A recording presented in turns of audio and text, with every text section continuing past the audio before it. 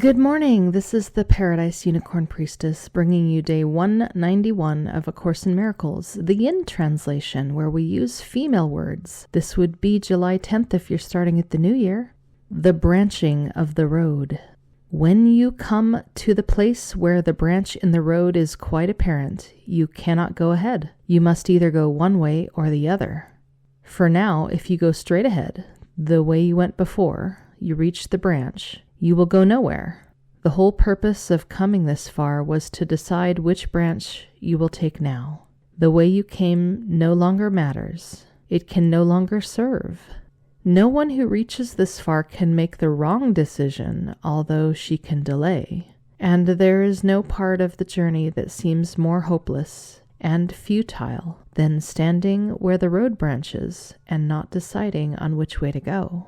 It is but the first few steps along the right way that seem hard, for you have chosen, although you still may think you can go back and make the other choice. This is not so.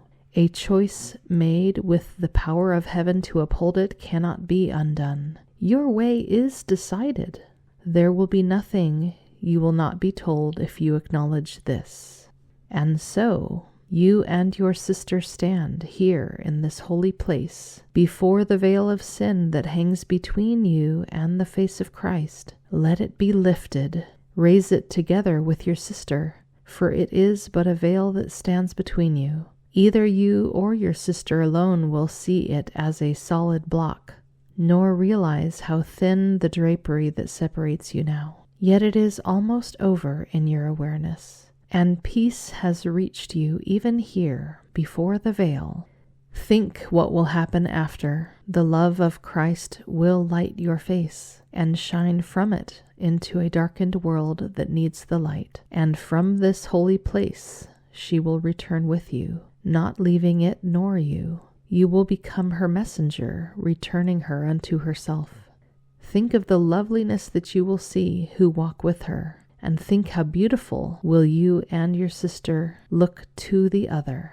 How happy you will be to be together after such a long and lonely journey where you walked alone. The gates of heaven open now for you. Will you now open to the sorrowful? And none who looks upon the Christ in you but will rejoice.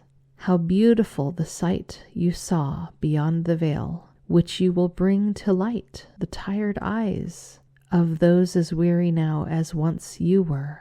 How thankful will they be to see you come among them, offering Christ's forgiveness to dispel their faith in sin. Every mistake you make, your sister will gently have corrected for you, for in her sight your loveliness is her salvation, which she would protect from harm, and you will be your sister's strong protector from everything that seems to rise between you both. So shall you walk the world with me, whose message has not yet been given everyone, for you are here to let it be received.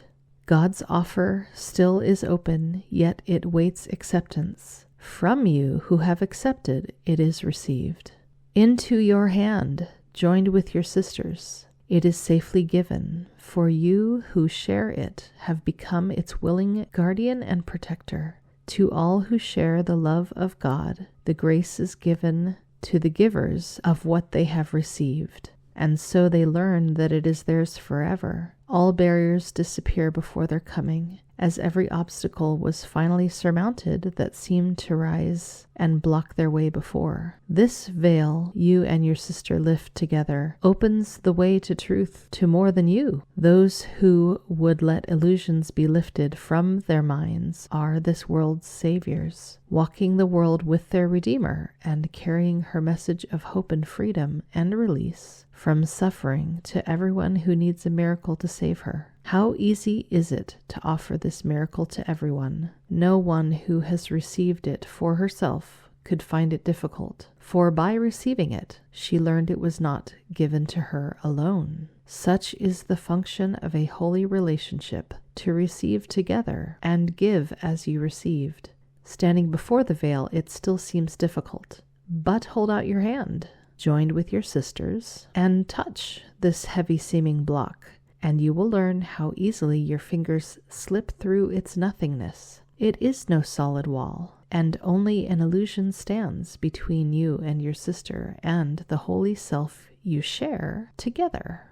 In yesterday's text reading, we saw referenced the heavy, thick granite locked with no key gate that sin seems to be, and how the truth is it is an open passageway. And here we see that the only way we can perceive the opening is by joining with our sister. We must have that holy relationship in place to move forward.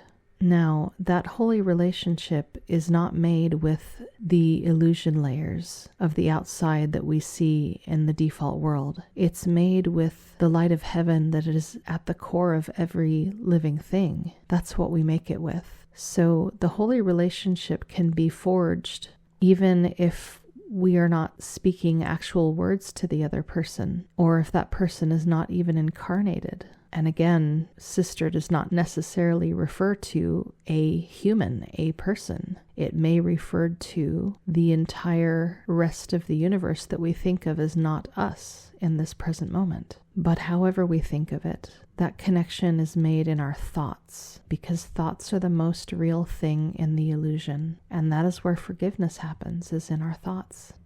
Today's text reading is not the first time we've been given the sense that we've reached a point of no return and that we have already chosen and the only path is forward to continue on this path. We can't go back to the way things were. We know too much. We know too much. We've seen too much to go back. We can't go back to ignorance. We are waking up because we are this far in the course. We have been listening to the principles in the text and the lessons and practicing them, and we have begun to experience the ways of heaven. So the only way is forward. We have taken the branch in the road that leads to love. Of course we're not perfect. Of course we're still going to make mistakes. A Course in Miracles repeatedly says that that is always taken into account. And if it were not the case, well, we wouldn't need salvation in the first place. We'd already be fully awake. So it is not surprising, and it is fully expected and supported and planned for. Just because the dichotomy between love and fear, what is real and true and illusion, is a perfect dichotomy with no common ground, one completely to the exclusion of the other, does not mean that we are expected to be that way yet. That's why we walk the path, because we need healing. It is good to remind ourselves here that there is no punishment in God. We are the only ones who punish ourselves.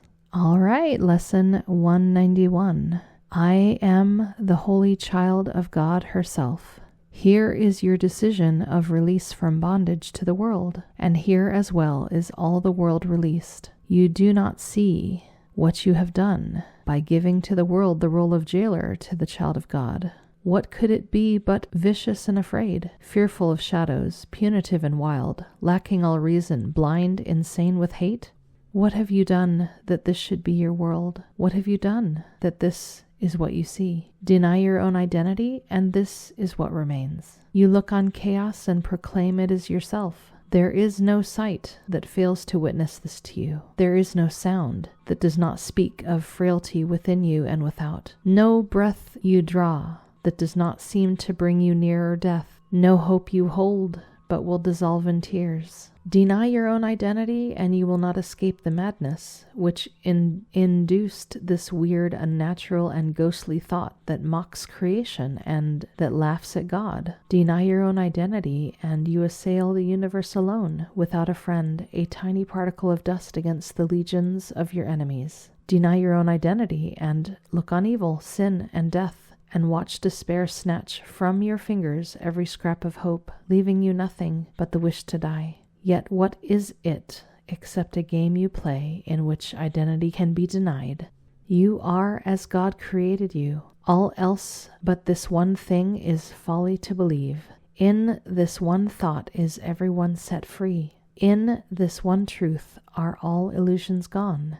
In this one fact is sinlessness proclaimed to be forever part of everything, the central core of its existence, and its guarantee of immortality. But let today's idea find a place among your thoughts, and you have risen far above the world, and all the worldly thoughts that hold it prisoner. And from this place of safety and escape, you will return and set it free. For she who can accept her true identity is truly saved, and her salvation is the gift she gives to everyone in gratitude to her who pointed out the way to happiness that changed her whole perspective of the world.